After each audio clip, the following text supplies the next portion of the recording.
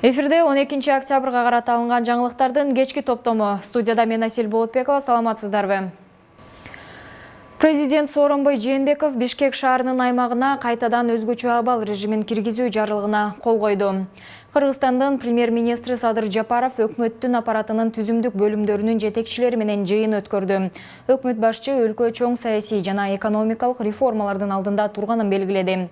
Борбордук шайлоо комиссиясы жогорку кеңештин мурдагы депутаты Өмүрбек Текебаевка депутаттык мандатын кайтар берүү маселесин чечкен жок. Ушул жана башка жаңылыктар менен алдыда кененирээк тааныша аласыздар.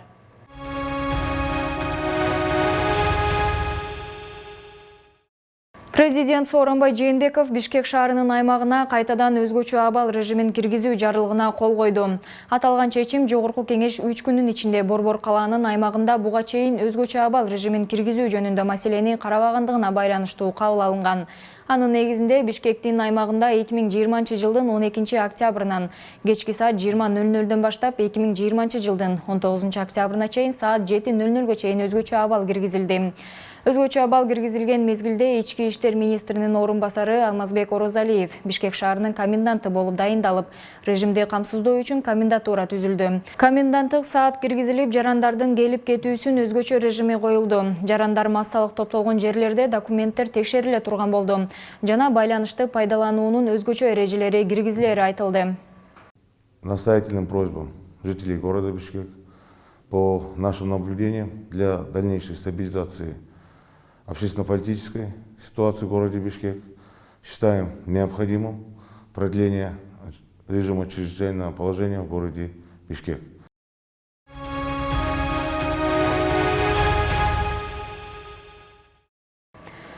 Кыргызстандын премьер-министри Садыр Жапаров өкмөттүн аппаратынын түзүмдүк бөлүмдөрүнүн жетекчилери менен жыйын өткөрдү.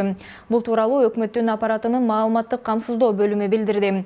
Садыр Жапаров өлкө чоң саясий жана экономикалык реформалардын алдында турганын белгиледи. Өкмөт башчы өз сөзүндө өлкөнүн мындан ары өнүгүшү үчүн туруктуулукту сактоо маанилүү. Бардык мамлекеттик органдар штаттык режимде иштеши зарыл.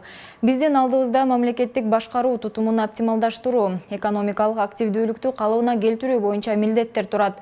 Бул багыттагы иш-чаралар кыска убакыттын аралыгында аткарылууга тийиш деп билдирди. Жыйындын соңунда өкмөттүн аппаратынын түзүмдүк бөлүмдөрүнө бир катар тапшырмалар берилди.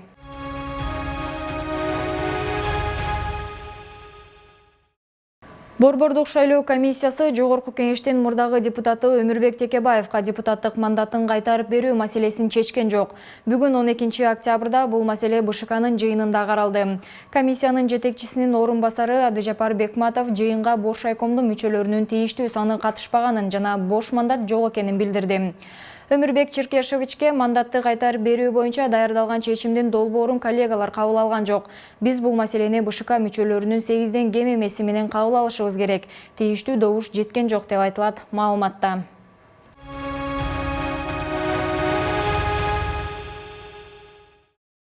Депутат Акылбек Жапаров Ысык Ата районундагы үйү күйүп кеткенин жалпыга маалымдоо каражаттарына тастыктады.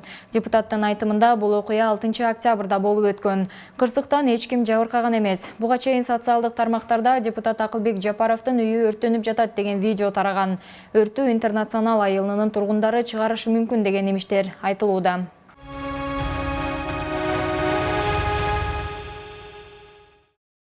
Саясатталдоочу Азамат Темиркуловдун билдиргени боюнча азыр Кыргызстанда кырдаал курч. Бул жерде үчүнчү күчтөр же башка өлкөлөр атайын кызматтары аркылуу абалга өз таасирин тийгизүүгө аракет кылышы мүмкүн.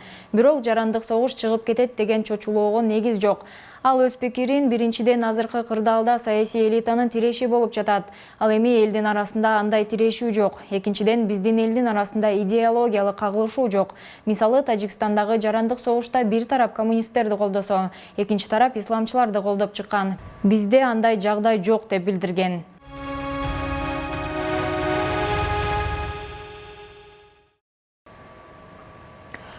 Улуттук коопсуздук боюнча мамлекеттик комитетинин басма сөз кызматы кабарлагандай, бүгүн 12 октябрда Улуттук энергохолдинг ишканасынын мурунку жетекчиси Айбек Калиев өз ыктыяры менен кайра абакка келди. Айбек Калиев 6 октябрга караган түнү болгон башаламандык учурунда мыйзамсыз түрдө эркиндикке чыккан. Учурда Калиевди жаза аткаруу мамлекеттик кызматынын абагына жеткиришти. Ал мындан ары да жазасын өтөйт.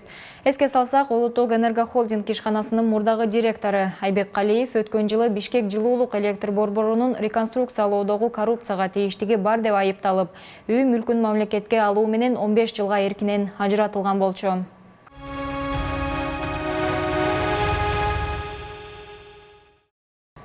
Республикалык штабтын берген маалыматы боюнча өлкөдө коронавирус жуктуруп алгандардын жалпы саны 49528ге жетти. Акыркы сутка ичинде 298 киши COVID-19 жуктуруп алганы аныкталды. Тагыраак айтканда, Бишкекте 59, Ош шаарында 33, Ош облусунда 51, Баткен аймагында 86, Жалал-Абад жергесинде 40, Нарында катталган жок, ал эми Талас облусунда 3, Чүй облусунда 13, жана ошондой эле Ысык Көл облусунда 13 адам катталган. Кыргызстандын аймагында коронавирустан дагы 127 бейтап сакайып чыкты. Ушуну менен жалпы айыккандардын саны 44522 түздү. 12 октябрга карата Кыргызстанда коронавирустун кесепетинен дагы 5 адам көз жумду. Пандемия башталгандан бери коронавирус жалпы 1090 адамдын өмүрүн алды.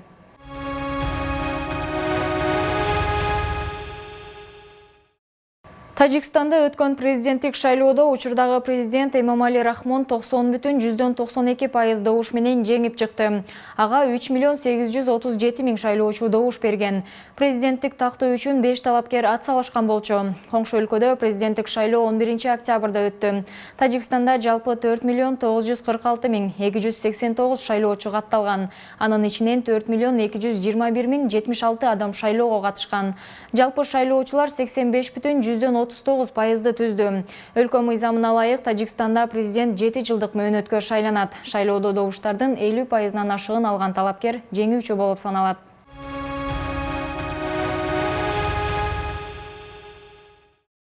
Тоолуу Карабакты талашкан Азербайджан менен Армениянын ортосундагы куралдуу кагылышуудан жабыркаган жердештерине Лос-Анджелестеги армян диаспорасы жардам бере баштады. 10 октябрда актриса фотомодель Ким Кардашьян кагылышуудан жабыркагандарга гуманитардык жардам көрсөтүп жаткан Армения фондуна $1 миллион которгонун жарыялады. Бизди бөлүп жаткан аралыкка карабай, бизди чек аралар бөлө албай турганын, биз баарыбыз улутубуз армян экенибизди баарыбыз эсибизден чыкпашын каалайм, деди Кардашьян Инстаграмдагы видео кайрылуусунда.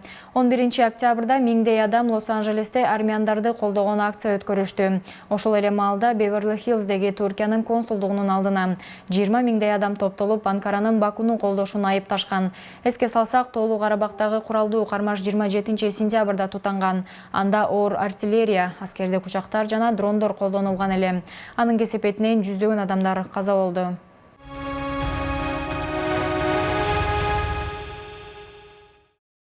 Алдыда аба ырайы тууралуу маалымат.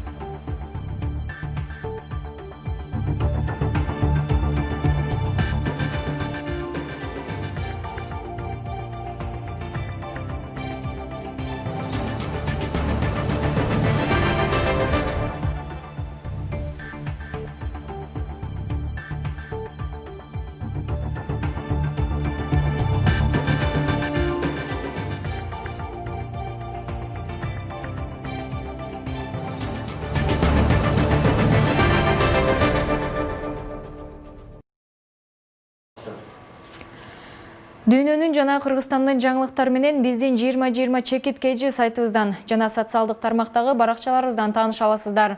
Ушуну менен кечке алынган жаңылыктар аягына чыкты. Кийинки эфир аркылуу жолугушканча сак саламатта туруңуздар.